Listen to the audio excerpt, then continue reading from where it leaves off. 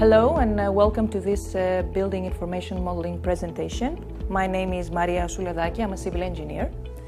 Today's presentation topic is going to be BIM for fabrication, and the case study we're going to discuss is the arch cladding of the under construction Midfield terminal project in Abu Dhabi, United Arab Emirates.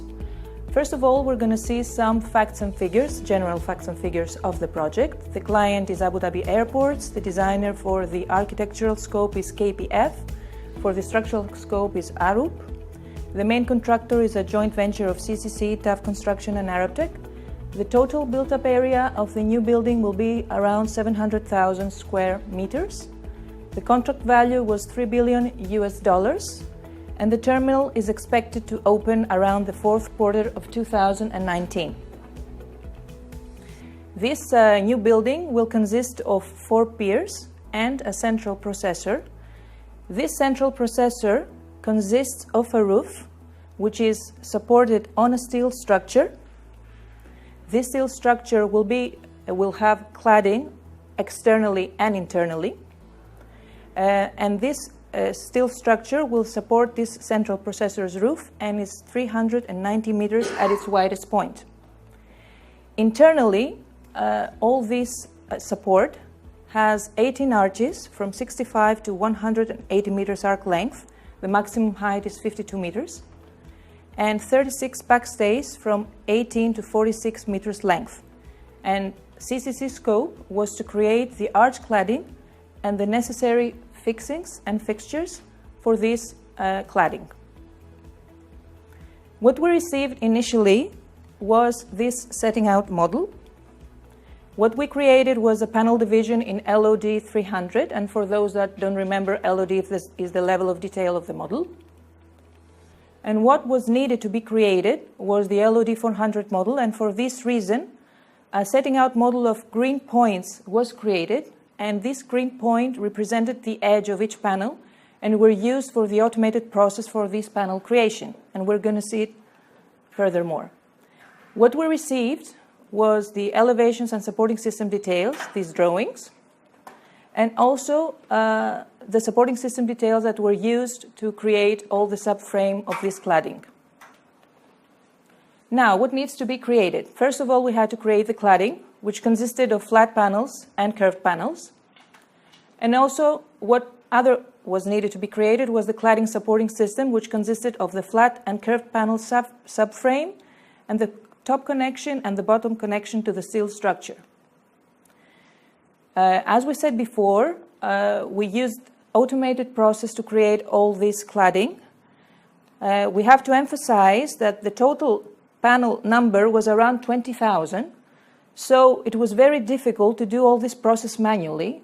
So we managed with in-house tools and processes, CCC is a pioneer in automation, to reduce the time and effort for this project by 80%. This is the final cladding LOD 400 model. It has 3 sides of flat panels and 3 sides of curved panels.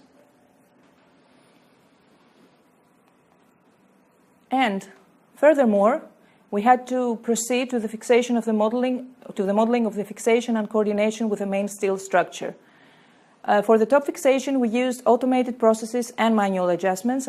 For the bottom fixation, we used manual adjustment.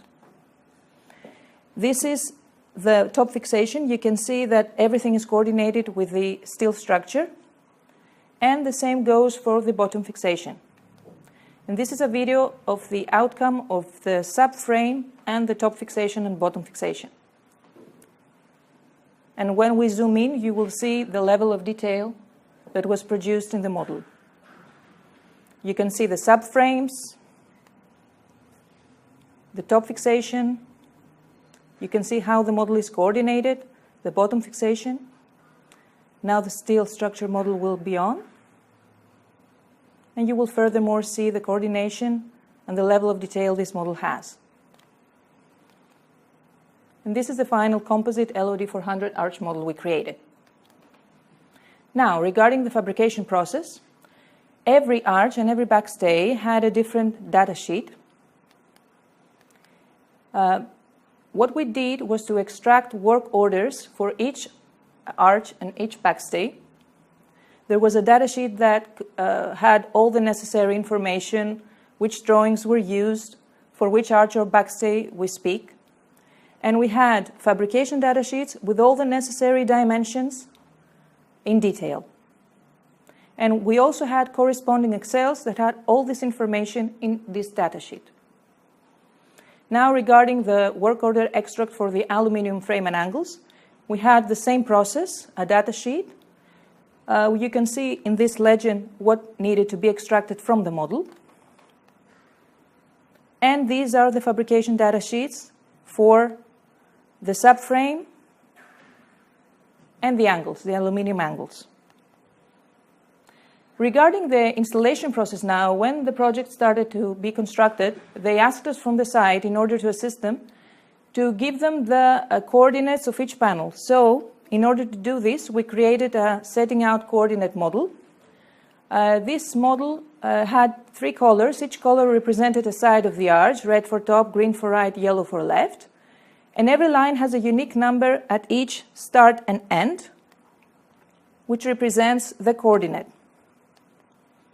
All these things had also a corresponding data sheets with all the coordinates extracted, top, right, and left. Now, where we are now, the work is in progress. As we already said, all started from a surface out model that was given by the designer in Rhino platform. After that, the steel structure was created from the subcontractor. And currently, the project, through the BIM process and the benefits that we gave to this construction process, is at this stage, and we have to emphasize that each and every panel of this process was created through the BIM model and through the BIM processes. Thank you.